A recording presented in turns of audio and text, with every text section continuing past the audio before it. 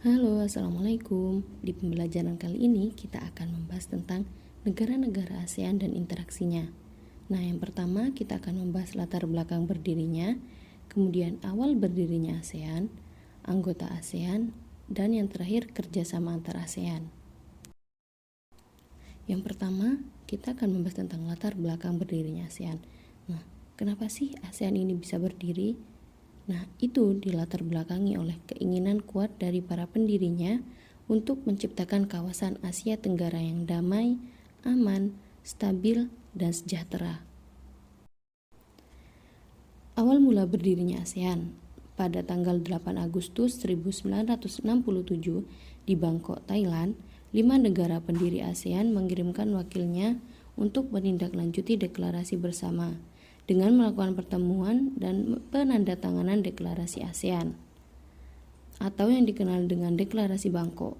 Wakil dari 5 negara pendiri ASEAN adalah Menteri Luar Negeri Indonesia yang pertama Adam Malik, Wakil Perdana Menteri merangkap Menteri Pertahanan dan Menteri Pembangunan Nasional Malaysia Tun Abdul Razak, Menteri Luar Negeri Filipina Narcisco Ramos, Menteri Luar Negeri Singapura S. Rajaratnam, dan yang terakhir Menteri Luar Negeri Thailand Tanat Koman.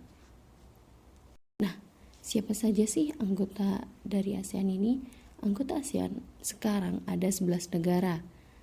Yang pertama ada Indonesia, Malaysia, Singapura, Thailand, dan Filipina yang menjadi pembangun dari ASEAN yang bergabung pada tanggal 8 Agustus 1967. Kemudian disusul oleh Brunei Darussalam yang bergabung pada tanggal 7 Januari 1984. Kemudian Vietnam yang bergabung di tahun 1995.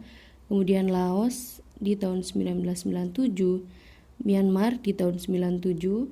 Kamboja di tahun 99. Dan yang terakhir ada Timur Leste yang bergabung pada 11 November 2022 lalu. Kemudian kerjasama di ASEAN.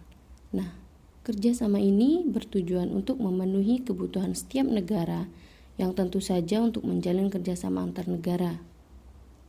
Kerjasama antar negara ASEAN itu banyak sekali, salah satunya di bidang ekonomi, sosial budaya, di bidang politik dan keamanan.